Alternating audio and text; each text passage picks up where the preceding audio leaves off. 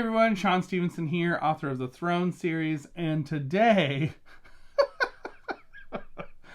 I'm reading one of the oldest books I think I've reviewed on this channel so far, but it was a lot of fun.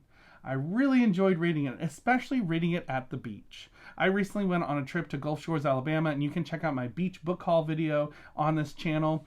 But I read a few books that I read while at the beach, and it was a lot of fun.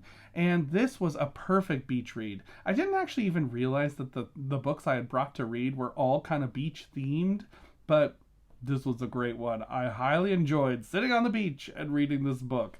What book am I talking about? I'm talking about Walt Disney's Annette and the Mystery of Smuggler's Cove. Okay, so this book... So this book is very interesting. If you have never heard of Annette Funicello was a Disney actress who was in a lot of films. She was in The Monkey's Uncle, a few other things. She also was in the Beach Blanket movies, which were kind of like teen beach movies back in the day.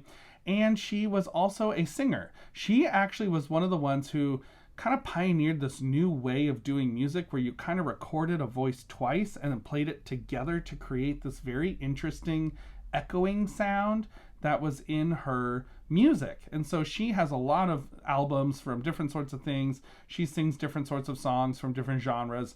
I am sad she never did a Christmas album. Brenda Lee's kind of a similar singer, and Brenda Lee's Christmas album is really good in my opinion. So Annette, though, never did a Christmas album. Wish she would. But in the 1960s, this book came out in 1963, there was a series of 5 books that Disney put out that were all about Annette. This book is an older book. It's that hardcover kind of style, and it has like, that case where there's no cover on the back to tell you like what the book's about. So you kind of are going in just not going to know what this book is about till I read it. So I read it. But let me tell you a little bit about what this book's about. So in this book series, Annette, she is kind of like Nancy Drew. This is sort of like Nancy Drew if Nancy Drew was really into luau's and and doing like music and things. It's kind of like rock star Nancy Drew, if that makes sense, because Annette in these books sings, she gets up on stage and leads musical numbers, stuff like that. And in this particular book, Annette and her friend Babs are staying at this beach cottage with Annette's aunt and uncle. And as they're there at this beach cottage, their 2 friends come up on a little boat. And Annette and Babs decide to play a trick on them while they go inside to get some food, and they take the boat out. Well, as they're taking the boat out, they accidentally get swept out into Smuggler's Cove, which is a bay around the corner from where they live.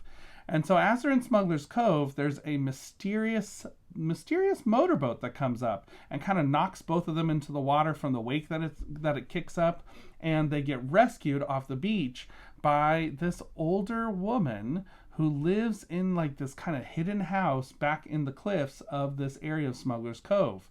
And this older woman, her husband's an artist, and there's a young boy staying with them, and Annette's kind of wondering like, what's going on with this? Well, things start to appear to be a little bit of a mystery because someone is trying to find a very mysterious cylinder that has been dropped into the water of Smuggler's Cove. What's in the cylinder and why does everyone want it is the big question. But when Annette and her friends accidentally find it, all attention turns to them as they are in the middle of trying to put on a luau, like teenagers in the 60s did, I guess. They're trying to put on a luau and have a lot of fun, but there are some mysterious people poking their noses around trying to find the mysterious cylinder. What's in it? What's going to happen? Will the luau be saved or ruined? You'll have to read to find out, because this is a non-spoiler review. Now, I will say, this book has this very interesting old school charm to it. I mean, it's a book from the 1960s. So it definitely has this old school kind of charm, which I thought was just captivating. I really loved it. I think especially sitting at the beach while I was reading this book about the beach, and just the way that Annette and her friends are hanging out at the beach and having fun and the different things they do was just so fun to read about. There was a lot of like very classic Disneyana, as people say, that are in this book. That was a lot of fun to read. I really enjoyed that.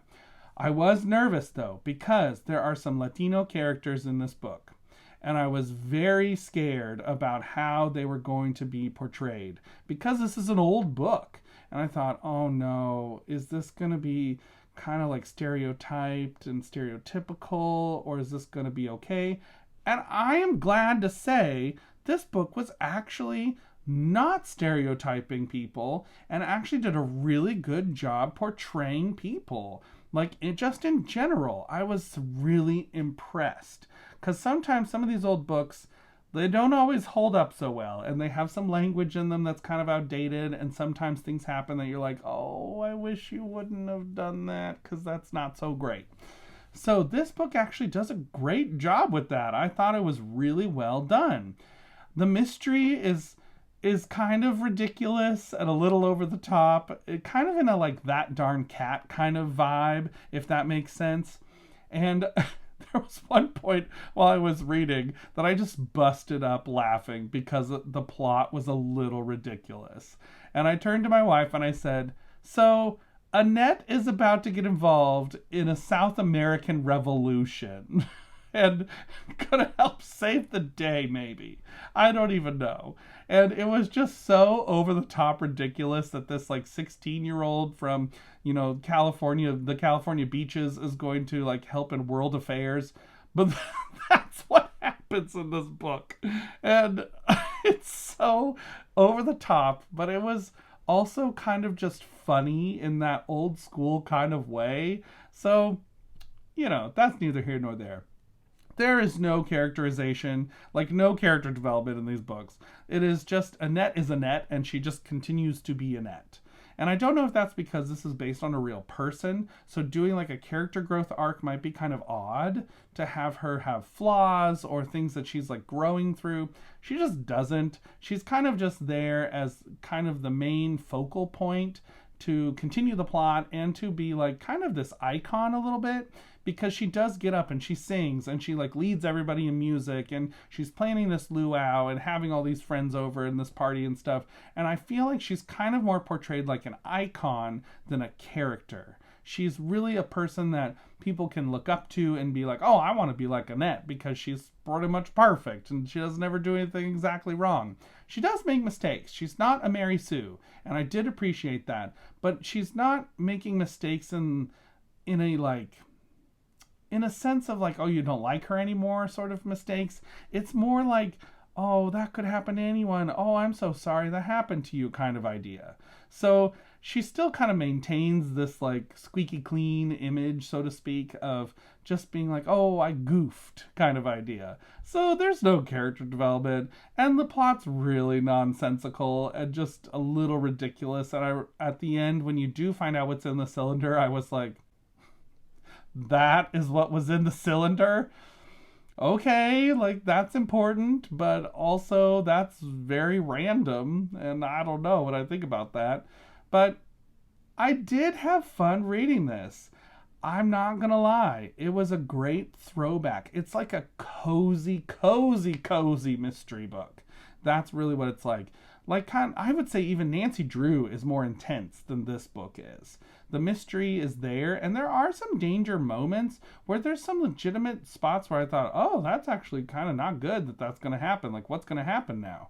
But it's still, like, super cozy. Super cozy. So if you're looking for a fun beach read to read at the beach, that's, like, not going to be too intense. It's not going to be too scary.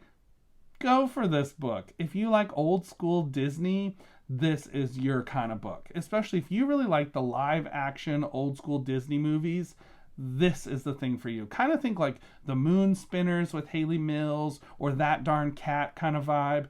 That is exactly the vibe of this book. A little Nancy Drew, a little Disneyana.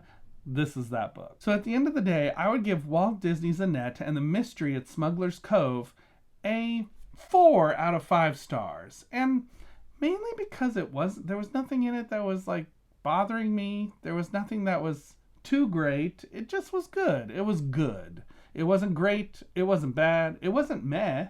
I had a lot of fun reading it. I enjoyed it actually quite a bit. It made me very nostalgic for some reason. And so I really enjoyed it. But It's not like a book you got to go out of your way to go read or you're going to be missing out on great literature. It's not like that at all. It's more just like a fun beach cozy read with a little bit of mystery, and you're thinking, oh, that was great. I had a great time with that book.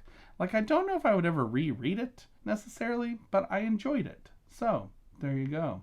Have you ever read any of these Annette books? Have you ever listened to any of her music or seen any of her movies? I'm so curious if other people know about Annette Funicello very much. So, until next time, everybody, keep reading. Bye!